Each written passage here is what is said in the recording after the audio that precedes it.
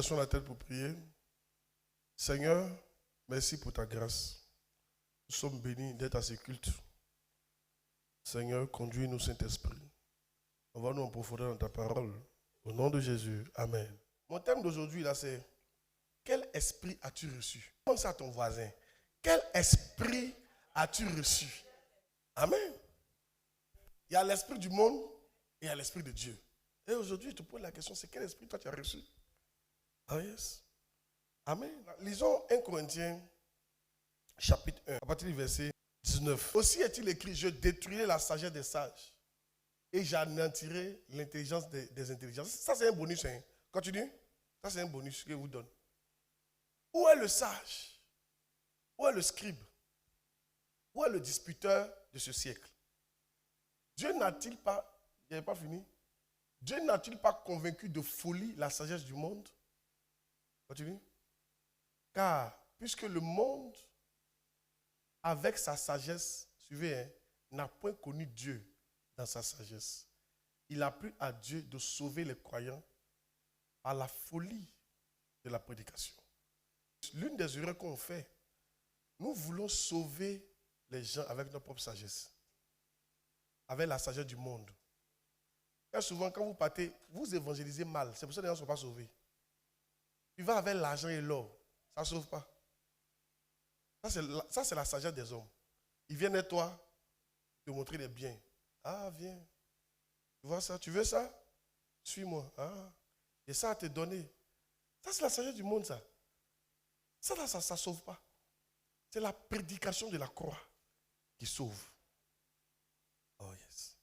Quand tu vas, il ne faut pas leur montrer l'argent. Il faut leur montrer Christ qui est crucifié. Continue le verset, continue. Nous prêchons quoi? Christ crucifié. Scandale pour les juifs et folie pour les païens. Mais c'est quoi? Continue. Mais puissance de Dieu et sagesse de Dieu pour ceux qui sont appelés. Alléluia. Très souvent, quand vous partez dans le monde, vous êtes tenté de leur dire, tu vois ma grosse voiture, viens, Jésus va te donner ça. Non, ce n'est pas une bonne manière de prêcher. Les gens ne sont pas sauvés par ça. Ça c'est ta sagesse. C'est vrai, c'est faux. Dans ta tête d'humain, là, tu te dis, si tu leur présentes les grosses voitures, ils seront sauvés. Ça, c'est ta sagesse. Mais la sagesse du monde est folie devant Dieu. Dieu a convaincu la sagesse de ce monde comme une folie. Il ne faut pas te comporter comme ça. Quand tu va leur prêcher Christ crucifié pour leur péché. Oh yes! C'est mon petit bonus que je suis en train de donner là. Oh yes. Amen. C'est ça qui sauve. C'est dans ça qu'il y a la puissance pour sauver les gens là. Mais ça, tu sais que quand tu vas parler à quelqu'un, la personne est dans une prison. Tu vas pour la sauver. La prison ne va jamais se briser si tu vas avec tes histoires de voilà voiture, voilà maison, voilà etc. C'est vrai, ce n'est pas mauvais de prendre ton témoignage. Mais moi, je préfère les témoignages. C'est vrai des témoignages de bénédiction, d'accord. Mais n'oublie pas le témoignage où ta vie a changé. Le témoignage où tu étais prison de la fornication. Et aujourd'hui, ça a été brisé. Le témoignage où tu étais prison de l'alcool. Et ça a été brisé. Le témoignage où tu étais souvent prisonnier de l'argent. Et ça a été brisé. Oh yes. Oh dis amen. Mais pour ça, il faut une certaine sagesse. Hein? Yann? Mais la partie, employant un langage spirituel pour les choses spirituelles. Nous n'avons pas reçu l'esprit du monde, mais l'esprit qui vient de Dieu. Afin que nous connaissions les choses que Dieu nous a données par sa grâce. Continue. Et nous en parlons. C'est-à-dire, nous connaissons les choses que Dieu nous a données. Mais les choses que Dieu nous a données, nous en parlons. Dieu nous a donné le paradis. Il est mort pour nous. C'est les choses que Dieu nous a données par sa grâce. Mais nous en parlons. Comment on en parle? Il y a une manière d'en parler. Non avec des discours qui enseignent la sagesse humaine, mais avec ceux qui enseignent l'esprit, employant un langage spirituel pour les choses spirituelles. Quand tu emploies un langage charnel pour les choses spirituelles, ça ne marche pas. Il y a une manière de rendre ça. Alléluia. Dis amen bien. Toi, par exemple, Jésus est mort pour les gens, puis tu vas, tu dis, viens, grosse voiture. C'est un langage charnel que tu emploies pour les choses spirituelles. Yes. C'est pour ça que ça ne marche pas. Là, quand il vient dans l'église, il nous fatigue là. Hein? C'est vrai, à la case, c'est bon de dire, viens, mon pasteur a prié pour toi, il sera béni, mais il ne faut pas oublier. Il faut lui faire comprendre, dès le départ, que Christ est mort pour lui. Oh yes. Oh yes, dis amen bien. Je ne sais pas, tu es content par ce bonus que tu as donné là. Ça te dit rien. Reprends le verset là. Oh! Nous n'avons pas reçu l'esprit du monde. Écoutez-moi bien. Mais l'esprit qui vient de Dieu. Hey!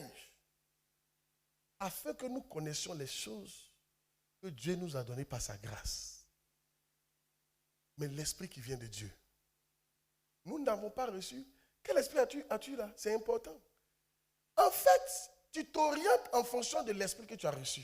Donc, normalement, si tu as reçu l'esprit de Dieu, le Saint-Esprit va te conduire à connaître Dieu, les choses de Dieu, que les choses de Dieu. Alléluia. Mais maintenant, ce que nous découvrons, c'est que nous sommes dans l'église, mais tout ce qui nous intéresse, c'est les choses du monde.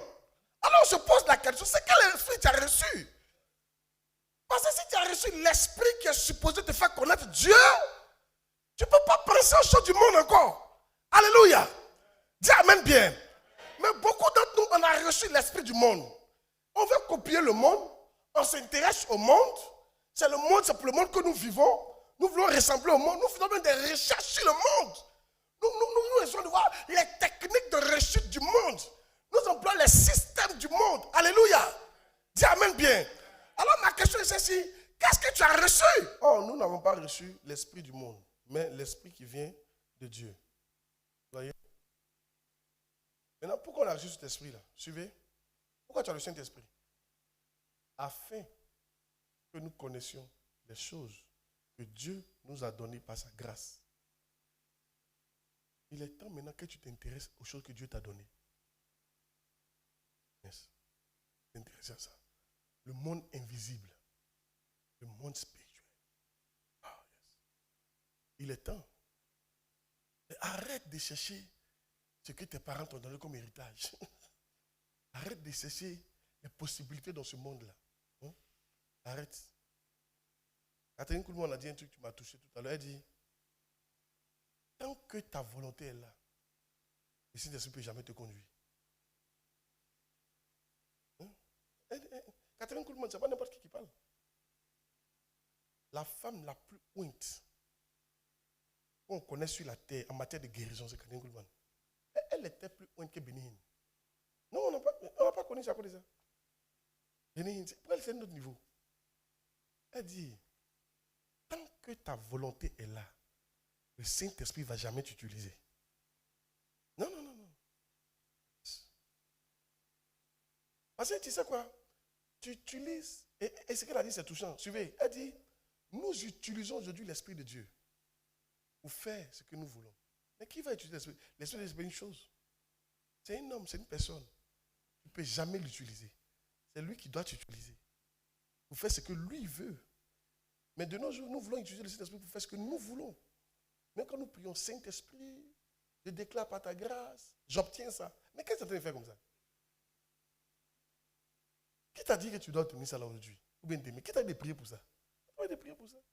Mais nous voulons utiliser cette puissance-là, s'accaparer de cette puissance-là. C'est pas ça. Pour faire ce que nous voulons. Voilà pourquoi ça ne marche pas. N'oubliez pas, la Bible dit, quand vous priez, vous ne savez pas quoi demander. Mais le Saint-Esprit vous inspire les prières à demander. C'est le Saint-Esprit qui contrôle toutes choses. Amen. Mais dès l'instant où tu veux utiliser le Saint-Esprit pour faire tes rêves, ça ne va jamais marcher. On ne peut pas l'utiliser. Je vais te dire, on ne peut pas l'utiliser. C'est lui qui utilise. S'il te plaît, les rêves que tu as eu dans le monde là, il ne faut pas venir imposer ça au Saint-Esprit. Ce n'est pas Dieu qui t'a donné ça. Yes, je vous dis toujours. Mais qui te contrôlait dans le monde? Satan, mais comment tu peux me dire que Dieu... À quel moment tu as eu ces rêves-là? La plupart d'entre nous, on dit on est mort mais on n'est pas mort. On est toujours vivant au travers de nos rêves. Le même rêve que tu avais quand tu étais parrain, c'est le même rêve que tu as. La seule chose, avant tu utilisais le monde, maintenant tu utilisais la puissance du Saint-Esprit pour réaliser le même rêve.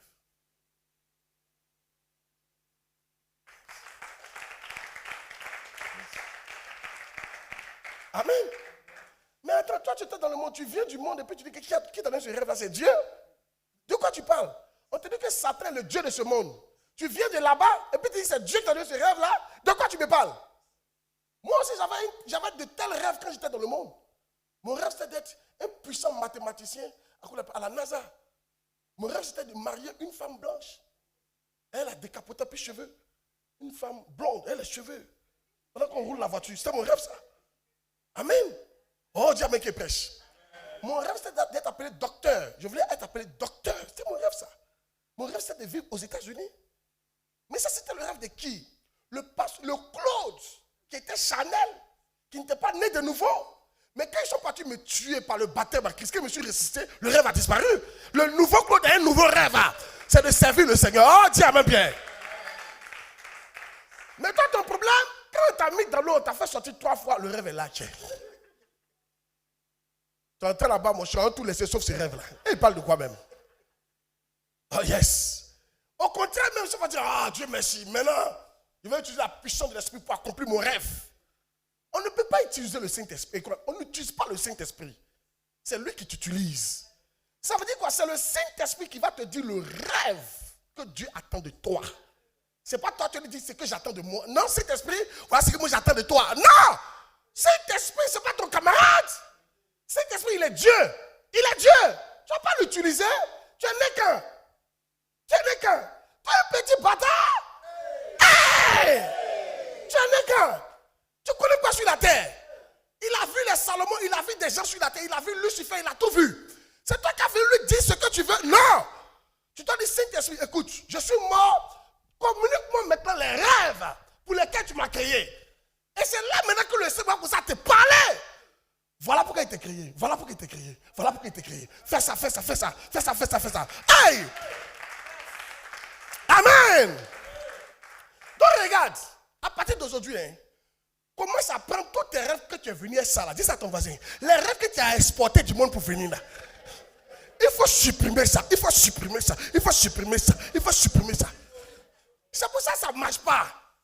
Tu veux forcer Dieu à faire ce que Satan t'a donné. Toi, il faut voir ça. Tu veux forcer Dieu à faire ce que Satan t'a donné. Ça ne marche pas comme ça. Dans mourir, il fait un vide. Il dit c'est fini, il n'y a plus de rêve. Et maintenant, les rêves vont commencer à venir. Le Saint-Esprit m'a donné de nouveaux rêves. Un de mes rêves, c'est de rebâtir les fondements religieux de la Côte d'Ivoire. C'est devenu un rêve pour moi. Un de mes rêves, c'est d'éclairer cette nation. Un de mes rêves, c'est de bâtir des églises par milliers. Oh yes. Ce sont mes rêves. Voici les choses pour lesquelles je vis maintenant. Ce sont mes rêves qui sont là. Ni d'aller quoi que ce soit. Non, non, non, non. Ça ne m'intéresse pas. Pour toi, ton rêve, ça peut être de bâtir même une cathédrale. Ça peut être ton rêve qui mène en toi. Quel rêve? Il y a certains d'entre vous, votre rêve, ça peut être par exemple de faire la politique, mais pour changer dans votre domaine le système. Mais c'est un rêve que tu n'avais pas quand tu étais dans le monde. Il est venu à toi après ta nouvelle naissance. Il est venu à toi lorsque tu as commencé à chercher Dieu à un certain niveau. Et puis il est venu à toi. Et puis il est rentré en toi. Dis amen bien. Oh yes. C'est pour ça l'une des prières que tu dois faire en tant qu'un homme qui est sérieux, une femme qui est sérieuse, l'une des meilleures prières, Seigneur, que ta volonté soit faite. Est-ce que vous savez que vous n'avez pas confiance en Dieu? Il y a certains de vous, quand vous priez que ta volonté soit faite, votre cœur bat. Ça, c'est pas une prière, ça. Et Dieu qui est là, il a les phases, il ne faut même pas. Ton cœur bat. Tu sais pourquoi ton cœur bat? De te dire la vérité. Tu es possédé. C'est un démon qui fait battre ton cœur. Mais le démon a peur. Quand on le déloge, il ne veut pas quitter la place là. Donc ton cœur bat. Quand tu arrives comme nous autres là, ton cœur bat plus. Seigneur, que ta volonté soit faite. Où je suis là, je vous dis, si Dieu me dit va à Gagnoa, je vais à Gagnoa. Ma femme va me suivre. Avec les enfants, tranquillement. Parce que cette maison, je vais la fermer. Ils vont dormir, c'est impossible qu'ils dorment ici. Là. On déménage, hein. On va à Gagnoa. Il n'y a pas à discuter. Et mon cœur ne bat pas d'aller à Gagnoa. Mais toi, tout à l'heure, ton cœur bat d'aller à l'intérieur. Et il a quitté la rivière. Et il a quitté Abidjan qui est doux comme ça. M'en veux où même? Donc quand tu es là, Seigneur, que ta volonté soit faite. Quand tu finis ça, tu dis, Seigneur, envoie-moi en Italie. Tu veux équilibrer ça. Tu veux équilibrer. Et Dieu là, il ne lui fait pas confiance. Ce gars là, faut pas, il va me. Voilà, fais ça. Amen. Mais tu es différent de Jésus. Hein? Donc tu as ta volonté. Tu viens de montrer que tu as ta propre volonté là. Toi, tu es un rebelle. Très rebelle. Tu fais pourtant un spi, mais tu es rebelle. Un vrai rebelle. Yes. Tu n'obéis pas à ton père. Et puis tu ne crois pas qu'il est bien. Pourtant, il est mauvais. Parce que tu penses que lui, son rêve n'est pas bon. Tu crois que Dieu est mauvais. À qui il parle là? Il y a un vrai. Hein. Tu penses que Dieu est mauvais. Donc, arrête de nous dire, Seigneur, tu es bon. Il n'est pas bon. Il n'est pas bon. Pourquoi tu as fait semblant? Ton comportement, tu dis toujours qu'il n'est pas bon. Parce que tu n'es pas fait, tu ne crois pas que ce qu'il lui va dire est bon. Arrête de dire, Seigneur, tu es bon, tu es élevé. Si tu crois qu'il était bon, là, tu as dit, Seigneur, que ta volonté soit faite. Mais je crois que tu es mon Dieu, tu es tellement bon, tu vas me faire quelque chose qui est bon pour moi. Même si je n'aime pas, tu es bon. Un rêve que tu as appris quand tu étais petit, ce n'est pas un rêve qui vient de Dieu. Tu dois tuer ça. Maintenant, regarde. Comme on a reçu l'Esprit de Dieu, comment l'Esprit nous conduit? Quand tu as reçu l'Esprit de Dieu, il te conduit comment? Point 1. En nous conduisant dans le désert, quand l'Esprit de Dieu vient sur toi, la preuve qu'il est sur toi, il va tout te conduire dans le désert. Pas à Canaan. Non. Dans le désert. Pas à Canaan d'abord. Dans quoi? Dans le désert. Luc chapitre 4, verset 1. Jésus, rempli du Saint-Esprit, revint du Jourdain et il fut conduit. Tu vois ici? Et il fut conduit par l'Esprit dans le désert. Ça veut dire que quand tu n'es pas conduit dans le désert, tu n'es pas encore rempli du Saint-Esprit. Parce que quand tu es rempli de l'Esprit, l'Esprit va te conduire dans le désert. Oh, yes. Il va te conduire dans le désert. Un endroit où tu n'as pas envie de partir. C'est ce que ça veut dire. Vous savez pourquoi il te conduit dans un endroit où tu n'as pas envie de partir? Parce que les voies de l'homme sont éloignées des voies de Dieu. Donc comme tu es un humain qui vient d'entrer en toi, tout ce qui est en toi c'est opposé. Il va te conduire quelque part où tu ne voudras pas. Et là tu sais que Dieu est en train de te conduire. Tous les gens, Dieu les conduit. Toi-même, tu voulais aller aux États-Unis. Ah, Dieu m'appelle aux États-Unis. Mon cher, il faut plaisanter. Tu viens plaisanter. Dieu ne te conduira pas là où tu veux. Oh, yes. Il dit aussi loin. Tu peux trouver le verset là. Aussi éloigné que le ciel est éloigné de la terre. Ainsi, vos voies sont éloignées de mes voies. Donc, comment il se fait-il que toi, ce que tu voulais là, Dieu veut ça? Est-ce que tu comprends? Qui comprend ce que je veux dire là? Oh yes. Oh yes. De toute façon, les blancs sont blancs et puis nous on est noirs là. C'est comme ça. Il n'y a rien en nous pareil.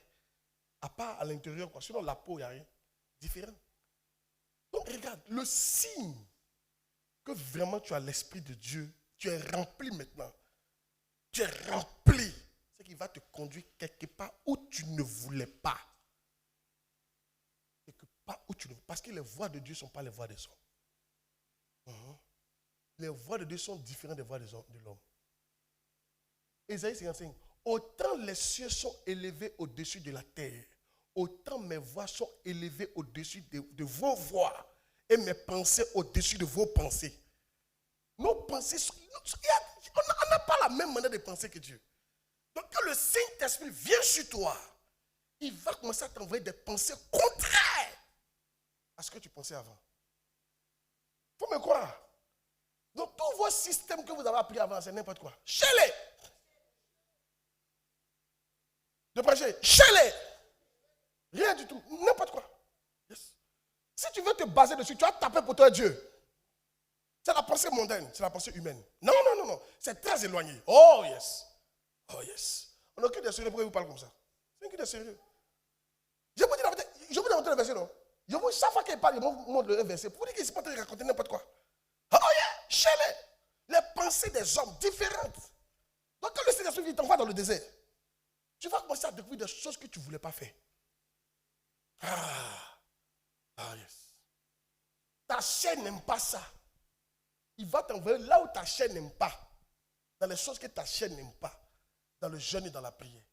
Oh, ta chair n'aime pas ça. Même en matière de mariage, il va te faire choisir quelqu'un que tu n'aimes pas. Exemple que ta chair n'est pas, hein? Mais quand tu vas aimer quoi, tu vois, différent. Moi, ma femme voulait marier blanc. Moi, je voulais marier blanc. Nous deux, nous, on est ensemble ici. De prêcher mes émetteurs. Oh yes. Parce que cette affaire de blanc, c'était pour les enfants. C'était quand on était Chanel. Dieu a changé ça. Écoutez, je vais vous dire quelque chose. La vie que je mène aujourd'hui, il n'est pas arrivé à ça du tout. À tout. Tout est différent. Moi, je vous dis la vérité. Il dit tout est. Il dit il n'y a pas un même, il n'y a pas un. Moi, mais il sait que je suis dans l'aventure de Dieu. Si ce n'est pas Dieu, il ne peut pas vivre ce qu'il vit. Jamais. Attends. Je prie que l'Esprit maintenant te conduise dans le désert. Ici, on voit tous ceux qui disent pas, mais ils ont un problème. Regardez. Quand Moïse, il s'est levé, lui, il était au palais, et puis il vient être prophète. J'ai dit non, ça ne marche pas comme ça. Dieu a mis un problème sur lui. Ça l'a envoyé dans le désert. C'est dans le désert que Dieu l'a rencontré. Dieu veut te rencontrer quelque part. Très souvent, quand l'Esprit entre en toi, arrivé dans le désert, maintenant l'Esprit va t'expliquer ce pourquoi il t'a envoyé. Le désert, c'est un coin où tu es seul. Le désert, c'est un coin que tu n'aimes pas forcément. C'est un coin de jeûne, un coin de prière. Le désert, c'est un coin où tu es connecté des gens, mais tu es connecté à Dieu. Pour que Dieu te montre ton avenir. Il doit te montrer ton avenir. Il doit te montrer ton avenir. Est-ce que vous savez que l'apôtre Paul est parti aussi dans le désert? Il est parti en Arabie. Il a fait 14 ans en Arabie. Il faut voir ça. C'est dans 1 Corinthiens dans Galates. Et je ne montai point à Jérusalem vers ceux qui furent apôtres avant moi. Mais je partis pour l'Arabie. Je partis pour l'Arabie. Et puis après, il va dire qu'il a fait 14 ans là-bas. Il y a un autre texte, c'est de 2 Corinthiens. Ah, tu ne savais pas ça? Il ne dit pas Bible.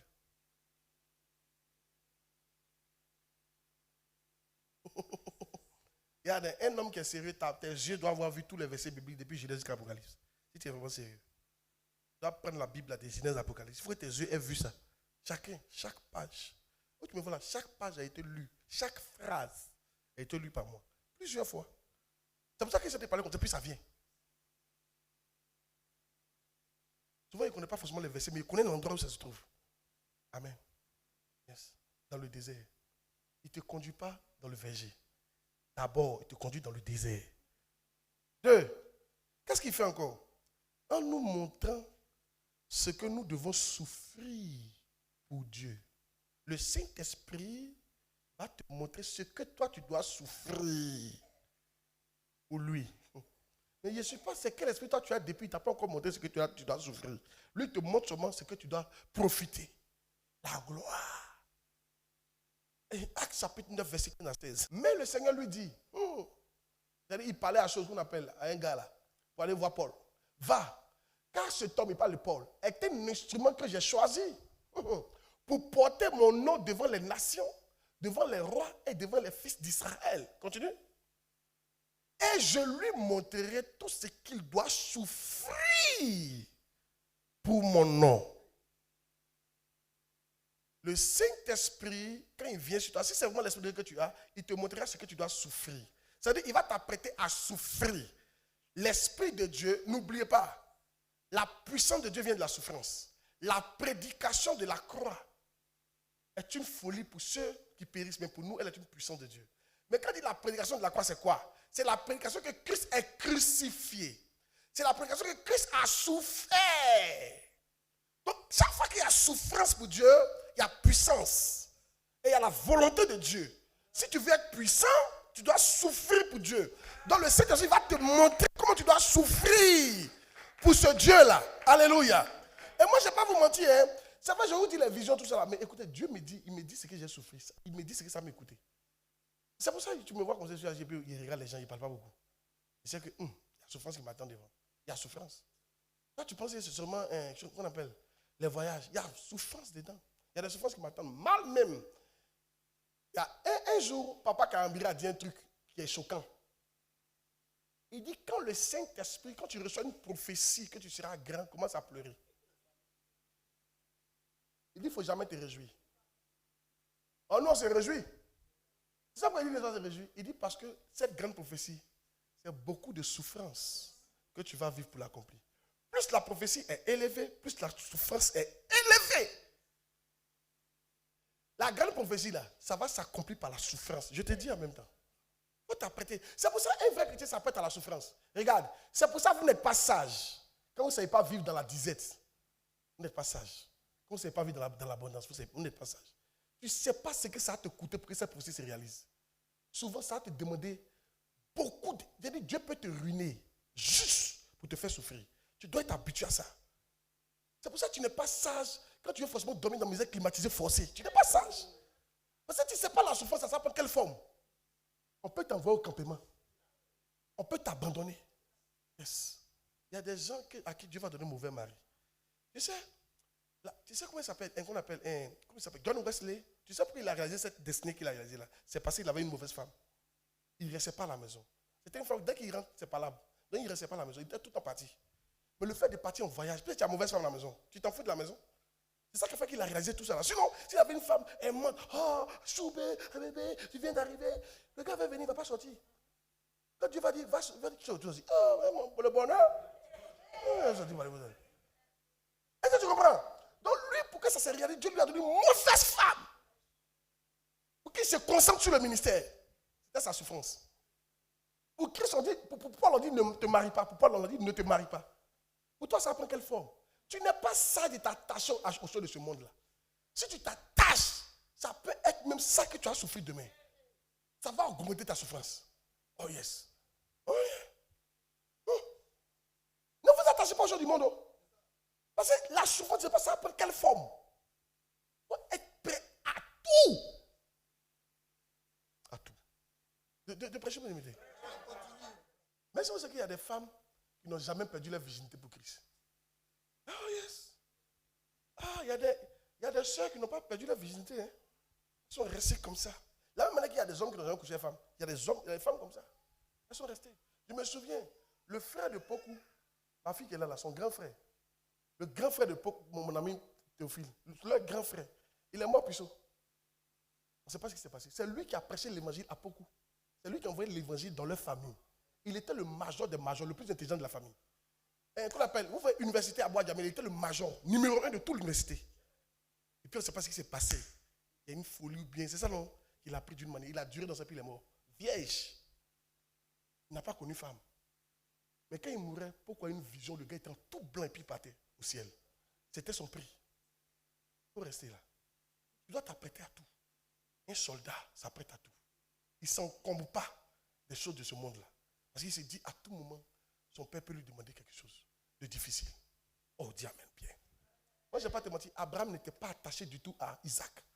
Malgré que c'était son unique, il n'était pas attaché au gars. Parce qu'il savait que Dieu pouvait lui demander ce monsieur-là. Ah, yes. Quand tu es attaché aux choses, tu ne peux même pas. Tu es attaché aux choses, tu ne peux pas vivre sans ça. Toi, tu ne peux pas vivre sans certains trucs. Sans un lit, sans fauteuil, sans écran plasma, sans pizza. Tu ne peux pas vivre sans ça. Tu ne peux pas vivre sans chose qu'on appelle aller au mall. Parce que donc on ne peut pas t'envoyer à Benoît ou on ne peut pas t'envoyer à Sikensi. Il n'y a pas de mall là-bas. Parce que quand toi, ton voix, tu demandes, est-ce qu'il y a mall? S'il n'y a pas mall, je ne vais pas. à qui est prêt comme ça? Oh ouais. Non, il y a des gens comme ça. Mais j'ai dit mall, mais ça peut être autre chose. Ça peut être autre chose. Tu ne peux pas vivre. Il y a des gens, les jolis quartiers là, vous ne pouvez pas vivre hors de ça. Mais vous n'êtes même pas prêt, même petit, même quand vous regardez là. Quand tu vois la Côte d'Ivoire là, il y a bon quartier comme Rivera, il y en a combien? Il y en a un seul, c'est Rivera. Maintenant, tout l'espace là. Donc toi, tu n'en vois pas quoi. Là, tu arrêtes ça, la Rivera. Hey, dès qu'il est prêt, à qui est prêt? Ok, il faut rester là. Donc toi, Dieu n'a qu'à t'envoyer la Rivera, dans petit Rivera, dans petit coin là. Hein? Rivera 1, Rivera 2, lui t'envoie seulement autour. Le grand pays qui est 322 400 km² là. Toi, c'est la Rivera, tu tournes seulement. Il t'attend de faire l'œuvre de Dieu comme ça. Tu es en train de souffrir.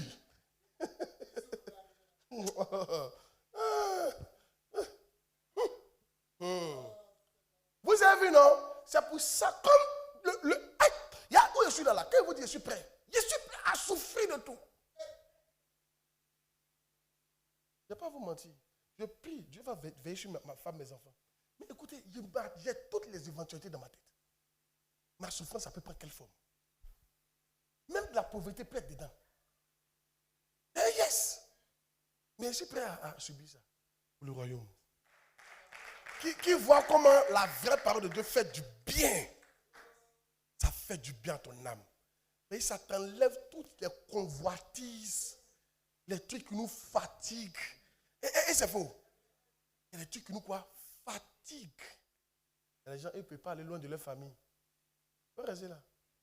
Regarde, lui là, il a fait formation militaire. Il ne court pas avant. Hein. Mais quand on lui a dit qu'il y a formation, il a commencé à courir. Il dit, mais pourquoi tu cours? Il dit, non, il m'apprête. Parce que s'il ne s'apprête pas, il peut mourir. C'est pour ça, nous les chrétiens, on doit s'apprêter. Sinon, on va régner Christ. Tu t'apprêtes. Là, comme ça, quand le temps vient de payer le prix, tu payes le prix. Ça, c'est douloureux, mais quand même, tu supportes. On va avoir la couronne céleste. N'oubliez pas. Nous, on ne vit pas pour les choses du monde. Hein. On ne travaille pas pour Range Rover. On ne travaille pas pour immeuble. Non. Joe, la Bible dit si c'est pour les choses de la terre que nous, on travaille, on est les derniers de la terre. Nous, on travaille pour les choses célestes. Hein. Pour des trônes. C'est pour ça que nous, on travaille des trônes et des couronnes. C'est pour ça que nous, on travaille. Pour les choses de la terre, nous, on s'en fout de ça. Oh yes. Quand ça vient, on utilise, ça fait l'œuvre de Dieu. Oh yes. On ne court pas pour ça. On ne court pas pour ça. Oh yes.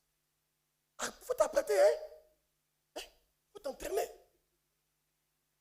C'est pour ça que Paul dit, je sais vivre dans l'abondance. Tout qu'on fait, il savait, on lui a dit, tu as souffert. Il a été habitué à mettre.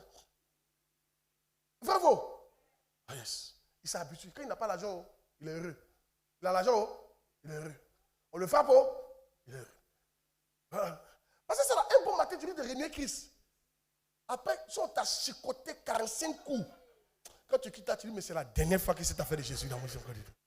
Mon dernier point 3. En ouvrant nos yeux, quand le Saint-Esprit vient sur toi, il ouvre tes yeux. C'est-à-dire, la question c'est, comment il nous fait ça, il nous conduit, c'est ça, dans les choses de Dieu. C'est ça, non? En ouvrant nos yeux sur le monde spirituel, il devient réel que celui qui est physique. Ah yes. Le Saint-Esprit va ouvrir tes yeux sur le monde spirituel. Et le monde spirituel va devenir plus réel que le monde physique dans lequel tu es. Parce qu'il y a un travail que le Saint-Esprit fait. Si ce n'est pas ton cas, chez-les. Il ne sait pas ce que l'Esprit t'a reçu. Oh yes. Donne-moi le verset. 2 Corinthiens 4. Verset 17 à 18. Car nos légères, il y a des, comment il appelle, nos problèmes qu'on a. Il dit nos légères afflictions. Je ne sais pas qui parle, c'est pour ça que ça ne te dit rien. C'est le gars, 49 coups là. On l'a tapé ça 3 fois, on dirait. 3 fois, 49 coups, et le crochet là. Pia, 49 coups là. Ils ont fait ça 3 fois. Dans chaque coin différent. Ils l'ont chicoté à mort pour Jésus. C'est le gars, il a vécu nu, il n'a pas d'habit. C'est le gars, il a failli faire un naufrage. C'est le gars, on l'a lapidé à mort. On l'a laissé pour mort. Et puis il s'est levé pour aller dans la ville, continuer à parler de Jésus. Et tu parles de quelqu'un qui a vraiment souffert. Il dit non léger. Il appelle ça léger. Il s'est en train de dire, papa, je souffre trop. Je ne peux pas expliquer. Il y a une malédiction sur mon papa. Il ne sait pas ce que Dieu attend de moi. Mais papa, c'est fort. Il t'explique. Ma vie est une souffrance. Il dit nos légères afflictions. C'est léger. Le mot est trop fort. C'est léger. Chicoter quelqu'un qui va mourir, c'est léger. Il faut le Saint-Esprit pour t'amener à penser comme ça. Suivez, car nos légères afflictions du moment présent produisent pour nous, au-delà de toute mesure, un poids éternel de gloire. Donc c'est souffrance qui donne gloire. Mais là, continuons. C'est pas ça qui m'intéresse. Parce que nous regardons, non point aux choses visibles, mais à celles qui sont invisibles. Car les choses visibles sont passagères et les choses invisibles sont éternelles. Nous ne regardons pas les choses visibles. Le Saint-Esprit ouvre tes yeux, tu vois plus ce qui est visible maintenant. Tu vois un truc invisible. C'est ça qui est éternel. Tes yeux ne regardent plus les choses visibles. Tes yeux ne regardent plus voiture, maison, mariage. Non. L'argent. Non. Tes yeux voient autre chose. Des trônes, des couronnes, la présence de Dieu. Oh yes, voici ce que tes yeux commencent à voir. Voici ce à quoi tu commences à être connecté quand tu as le Saint-Esprit.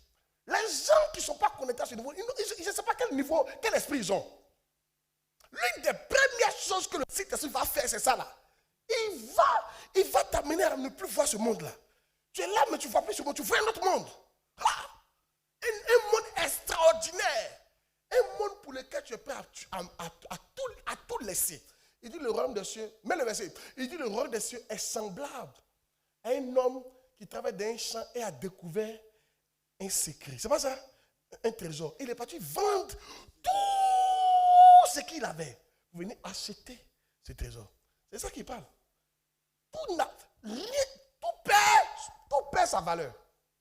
Parce qu'il y a un autre truc que tu as découvert. Il a plus de valeur. Il y en a qui n'ont pas encore le Saint-Esprit, ils ont encore l'esprit du monde. Parce que l'esprit du monde te montre la valeur des choses du monde. Il ne va jamais te montrer ce que j'ai dit là. Regarde, le royaume des cieux est encore semblable à un trésor caché dans un champ. L'homme qui l'a trouvé le cache. Et dans sa joie, il va vendre tout ce qu'il a. Tout a perdu son sens. Il veut prendre ce trésor-là. C'est ce que le Saint-Esprit fait dans la vie de quelqu'un qui a reçu le Saint-Esprit. Si ce n'est pas ton cas, il faut te repentir. Vous savez, quand j'étais en seconde, on a fait notre cellule. Et puis, il y a un homme de Dieu. Je peux dire son nom, c'est un grand, il est encore de ici. Il m'a dit, il y a quelqu'un parmi vous, les 2 mois qui viennent, Dieu sera réel comme un père pour toi. Réel comme un homme physique. La prophétie s'est réalisée 2 mois plus tard. Dieu était plus réel pour moi que les hommes. Je vous dis la vérité. Je causais avec lui, je parlais seul. Je ne suis pas fou. Il sentait sa présence. Je lui parlais.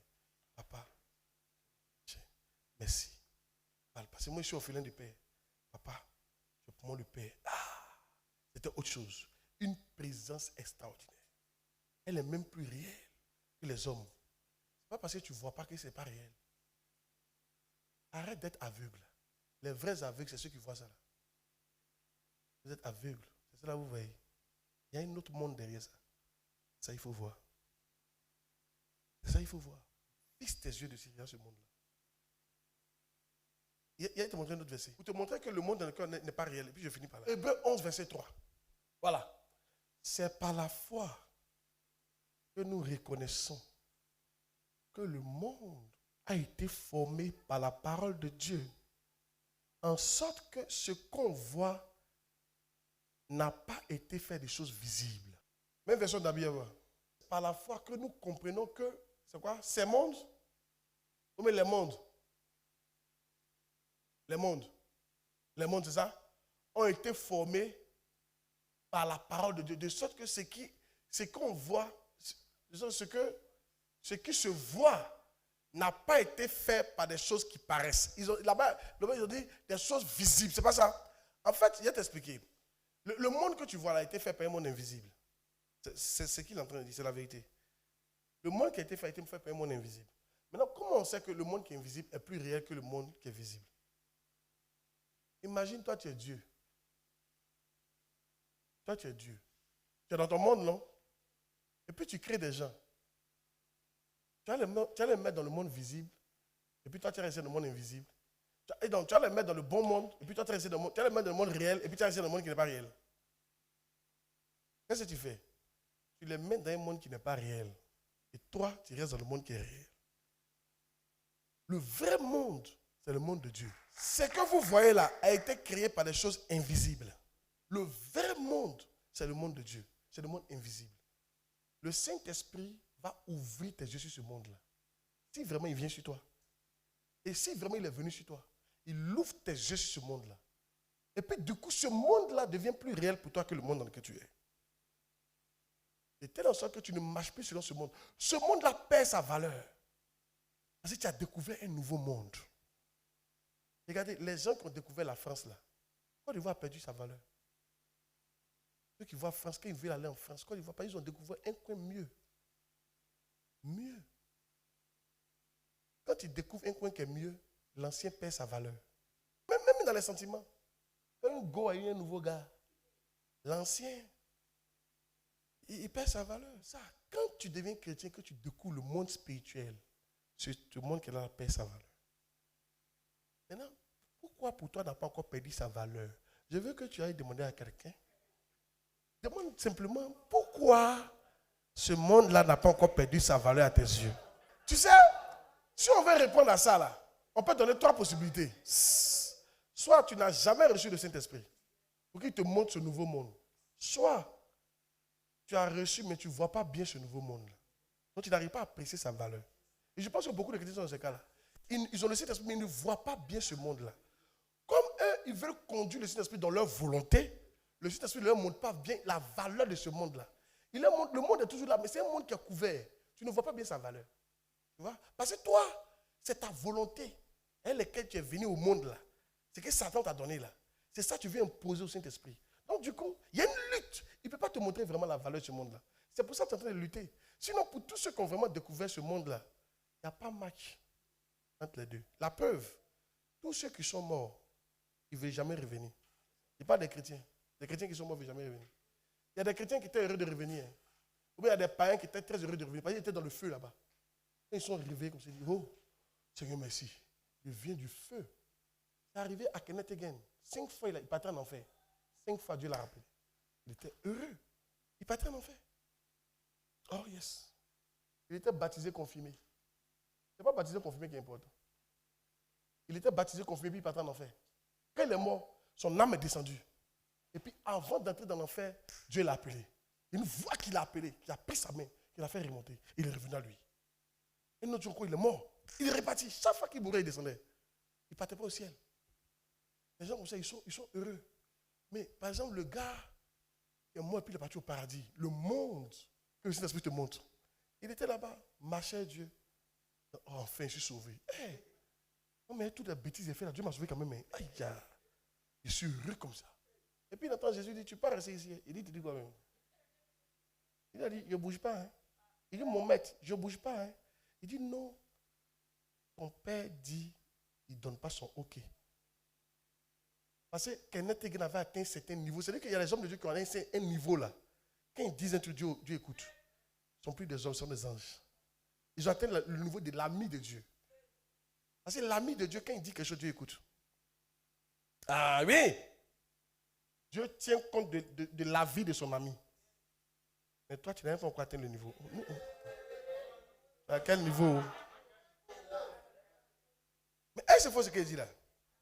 Et quand tu veux prendre une décision, tes enfants parlent, tu n'écoutes pas. Il dit, ils vont m'apprendre quoi? Tes bébés là. Mais quand ton ami te parle, tu écoutes. Donc, mais pour ça, c'est un niveau de maturité. Quand tu atteins certain niveau de maturité dans la vie, après des années, Dieu t'a vu, il t'a éprouvé, mais tu étais toujours là, toujours concentré dans le travail, tu as mûri. Quand tu atteins certain niveau, quand tu dis un truc, Dieu est d'accord. Il dit, je refuse que lui meure, il faut prendre autre personne. Il dit, Dieu, toi aussi, il dit, je ne vais pas.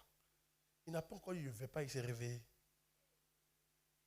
Et puis il s'est réveillé, il est couché là, dans ce cercueil là. Et il s'est levé, il dit, où est Kenneth Hagin? Où il est? Où il est? Où il est, Kenneth Hagin? On dit, il y a quoi? Il dit, non, où il est? Il dit, où il est? Il dit, ça ne va pas chez toi. Il dit, si je m'en enfer là, c'est toi. Tu as quel problème? Amen. Pourquoi? Ce qui s'est passé, suivez, ce qui s'est passé, il a découvert le nouveau monde. Il a découvert le royaume de Dieu. Une fois que tu as vraiment découvert le royaume de Dieu, ce monde-là perd sa valeur. Maintenant, le monde n'a pas encore perdu sa valeur parce que tu n'as pas découvert le royaume de Dieu. Je te dis la vérité. Ou bien soit, tu luttes, ta volonté lutte encore avec Dieu. Donc le Saint-Esprit n'a pas encore ouvert tes yeux sur le royaume des cieux. Nous ne marchons pas par la vue, nous marchons par l'esprit. Nous ne regardons pas le monde visible, nous regardons le monde invisible. Yes. Oh yes. Alors ma question est celle-ci. Quel esprit tu as? L'esprit du monde, je finis par là, c'est ma conclusion. L'esprit du monde va t'amener à regarder les choses du monde, à les aimer. Mais l'esprit de Dieu va te montrer le royaume de Dieu. Il va t'amener à mépriser le royaume du monde. N'oublie pas, le rêve que tu as depuis que tu es petit ne vient pas de Dieu. Ça vient de Satan.